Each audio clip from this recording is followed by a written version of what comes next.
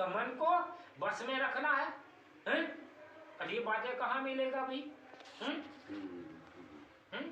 ये तो ज्ञान की चर्चा और ज्ञान का विवेक। और ज्ञान कैसे मिलेगा? साधना से। साधना किए बिगड़ तो ज्ञान मिलेगा नहीं। साधना क्या है? साधना दो प्रकार की साधना, सात्विक साधना, तामसिक साधना। भक्ति दो प्रकार की, गौणी भक्ति और निर्गुणी भक्ति, सगुण भक्ति, निर्गुण भक्ति। अब हम प्रश्न, सगुण भक्ति सही है? नहीं, सगुण भक्ति जीवन भर करते रहो, मूर्ति का रविदास की पूजा करते रहो और कबीर की पूजा करो, इनकी पूजा, उससे क्या नहीं। सगुण की भक्ति के बाद निर्गुण, सरगुण के बाद निर्गुण। सरगुण को शुरू करो, सरगुण से शुरू करो, निर्गुण में विश्राम ले लो, और फिर निर्गुण और सरगुण दोनों को त्याग दो, और फिर निर्गुण और सदगुण दोनों त्याग करके जो यथा स्थिति में पहुंचो। और कबीर इसी बात को कहते हैं प्रज्ञा, बुद्ध कबीर कृष्ण कहते हैं प्रज्ञावान ज्ञानम अप्रज्ञानम। मतलब प्रज्ञा और अप्रज्ञा दो प्रकार के, एक है प्रज्ञावान ज्ञान जो आत्मानुभूति है, अप्रज्ञान जो जगत का ज्ञान है। एक बाहर का ज्ञान है, एक अंतर का ज्ञान है। कौन कहते हैं? भगवान कृष्ण। और कबीर कहते हैं सरगुण निर्गुण तजो सुहागिन जाए पहुंच निज धाम। ये सगुण भी तो त्यागो और इधर निर्गुण भी त्यागो।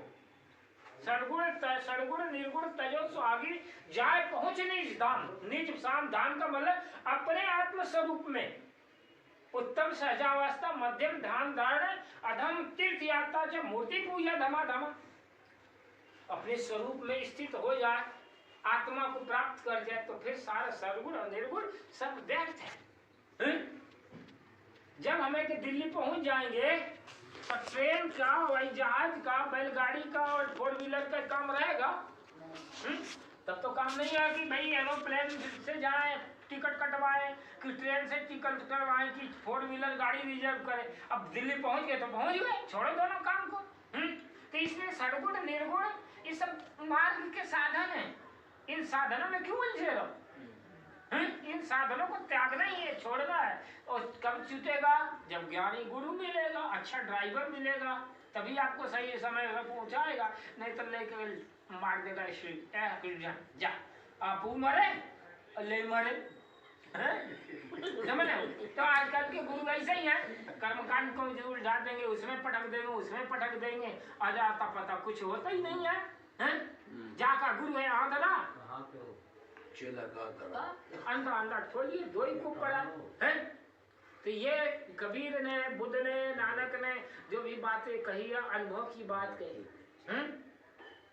देखा देखी है नहीं, लेखा लेखी है नहीं, देखा देखी बात दुल्हा दुल्हन में फीकी पर बरात फीकी पड़ जाती है। जब आत्मबोध हो गया, गुरु ने ज्ञान दे दिया, तो फिर टंट घंटे में पढ़ने की जरूरत क्या है? जीवन की प्यास बुझ गई, ज्ञान की उपलब्धि हो गई, आत्मबोध हो गया, फिर पंचगिरी खत्म, परपंचगिरी खत्म। समझ में आए कुछ? कितने दिन के बाद सत्संग में बैठे हो तुम लोग? कितने दिन के बाद? लगता मैं 4-5 साल तो हो ही गया होगा। 4-5 साल के बाद में ये लोग सत्संग में नहीं, ये जुड़ेंगे। अब नेक्स्ट टाइम में सारे के सारे आना वहाँ पर रातीगढ़ में घंटा 2 घंटा। अब यहाँ कब तक? 1 तारीख तक है। 10 दिन हो रहा है। रविदास मंदिर में उद्घाटन कार्यक्रम करवाओ, क्या खर्च है?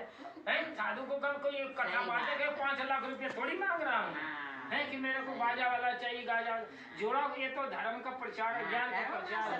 अभी जाके बात करते हैं ऐसा बीच में अभी 10 दिन में करा